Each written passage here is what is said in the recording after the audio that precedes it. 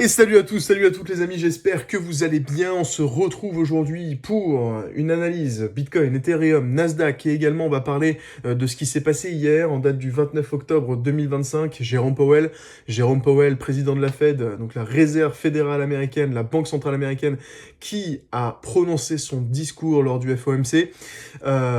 Jérôme Powell qui a donc décidé de cutter les taux d'intérêt donc de 4,25% à 4%. Chiffre qui avait déjà été pricé par le marché, donc aucune surprise à ce niveau-là. Par contre, là où c'était très intéressant, c'est le discours qu'il a prononcé.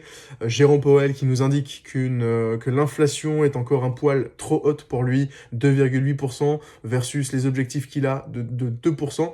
Je vous explique très globalement l'incidence que ça a de baisser les taux, donc de 4,25 à 4%. On est encore sur une trajectoire de baisse des taux.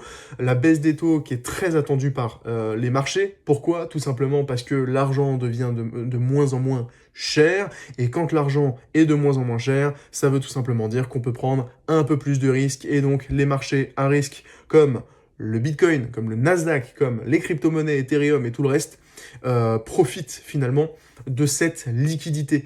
Ok ? Là aujourd'hui, Powell nous dit, les amis, la baisse des taux, ok, on a baissé les taux ce mois-ci, mais on n'est pas sûr de baisser les taux en décembre. Pourquoi ?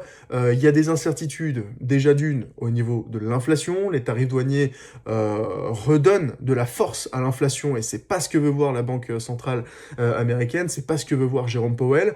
Donc ça, premièrement. Et deuxièmement, on est au sein de la Fed assez mitigé. Il y en a qui veulent baisser les taux pour soutenir la croissance, soutenir l'économie, d'autres qui ne veulent pas baisser les taux parce que il y a ces incertitudes. Je vous rappelle que le gouvernement américain est en shutdown depuis le mois dernier puisque le Congrès n'a pas accepté le budget alloué, en tout cas demandé par Donald Trump.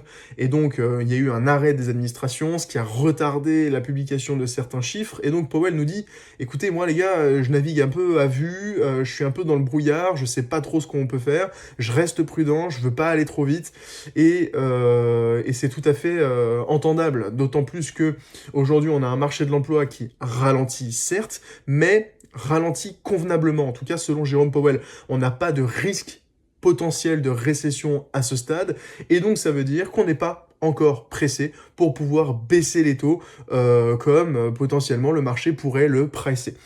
Dernier point que Powell a abordé, c'est que les investissements massifs, en tout cas dans l'IA, aujourd'hui, continue de booster l'économie. Alors je vous le rappelle, je ne sais pas si vous avez vu passer l'information, mais aujourd'hui, Nvidia devient la première entreprise au monde à être capitalisée à plus de 5000 milliards de dollars. À titre d'exemple, Amazon, c'est 2300 milliards de dollars, donc c'est 2 fois plus que la capitalisation boursière d'Amazon. Et Bitcoin, c'est également 2300 milliards de dollars. Ok, donc on a un Nvidia qui pousse, qui continue de pousser, et des investissements donc massifs dans l'IA qui continuent en fait au final de booster l'économie américaine, même si, et Powell le dit dans ses discours, l'IA tend à prendre une place de plus en plus importante dans le quotidien des entreprises, des gens, et donc potentiellement ça pourrait nous amener à une vague de cut d'emploi, de licenciements potentiellement. Donc d'un côté on a des investissements, de l'autre côté on a potentiellement un ralentissement de l'économie. C'est assez compliqué, la situation est très complexe.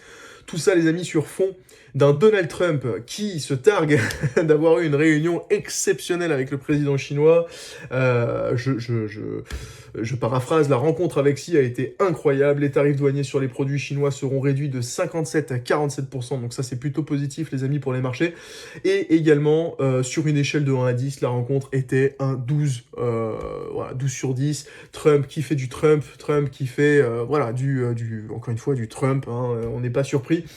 Et à côté de ça, qui commence également à lever un peu les armes, qui dit on va tester nos armes nucléaires, on est les plus forts. Voilà, donc on a quand même ces tensions commerciales, on a ces tensions politiques, donc on a une résolution finalement des tensions commerciales avec la Chine, puisque cet accord a été fait sur l'année entière, donc c'est un accord d'une année qui a été pris avec la Chine, mais également à côté, il nous dit, écoutez les gars, on se prépare quand même, au cas où, si jamais il y a une guerre qui éclate, nous, on est là. Bon, donc on a quand même des tensions politiques, des tensions commerciales. Il me fait vraiment rire, Donald Trump, on a toujours des nouvelles et des rebondissements rebondissements, c'est vraiment la sitcom de l'univers macroéconomique.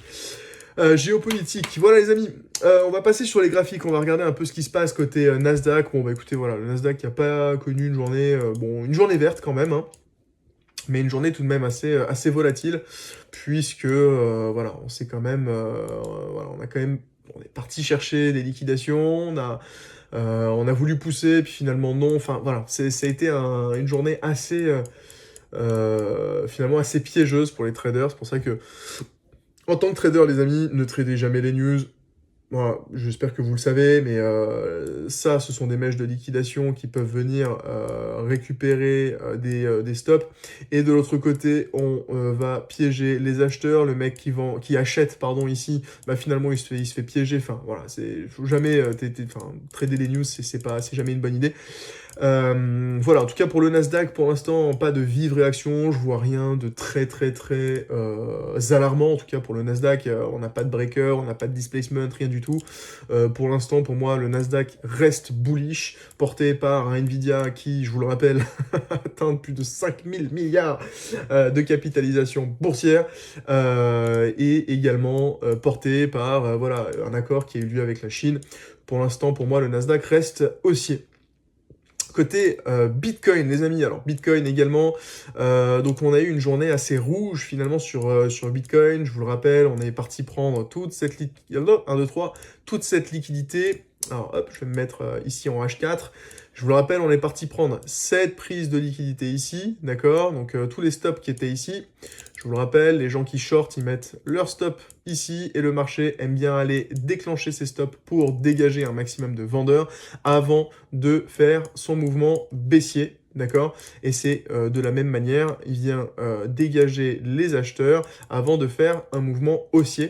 Ok, donc on a eu une prise de liquidité, le marché se déplace de liquidité en liquidité, et on a eu une baisse suite à l'annonce de Jérôme Powell. C'est surtout au moment de l'annonce du fait que ça allait être incertain, vous savez, la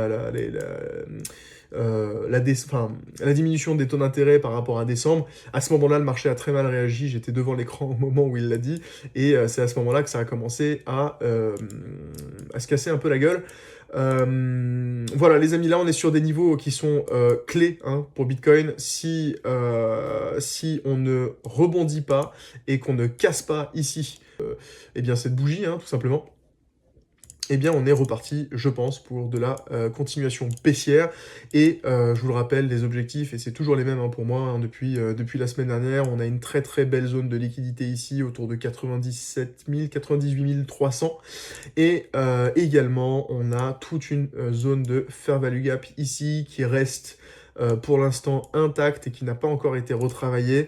Une zone de fair value gap, les amis, je vous le rappelle, c'est une zone d'inefficience de marché. Le marché a été tellement rapide, tellement violent dans un mouvement qu'il y a eh bien, des acteurs qui n'ont pas pu se positionner et donc le marché aime bien revisiter ces zones-là pour rééquilibrer eh bien, l'achat, les zones d'achat, de vente. Et donc voilà, les zones de fair value gap acheteurs, potentiellement, c'est des bonnes zones pour pouvoir se positionner à l'achat, et les zones de fair value gap vendeurs peuvent être de bonnes zones pour se positionner à la vente, ok? Pour l'instant, les amis, ce qu'on peut dire par rapport à Bitcoin, c'est que on n'est toujours pas allé chercher les stops ici. Alors, on est allé les chercher au nord, mais toujours pas au sud. Voilà, vous l'avez compris, mon billet reste baissier, d'autant plus que... Alors, petit point sur les liquidations. Hop, je me mets en 30 minutes, vous allez voir. Donc je vous le rappelle, hein, ici on est allé chercher toute cette zone de liquidité qui correspond à ici, d'accord? Et puis on est allé, eh bien on est allé au sud, et on a une très belle zone de liquidité à aller chercher, potentiellement 105 000, 100 000, et là ici, autour des 95 000, ouais, 99 000.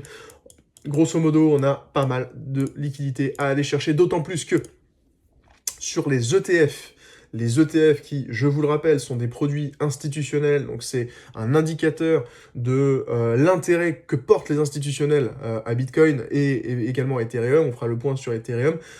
On a une sortie de liquidité, donc on a une vente au niveau des ETF de 470 millions de dollars sur la journée d'hier. Voilà, donc ce qui explique également ce mouvement baissier qui a eu lieu et le fait que le prix reste très faible.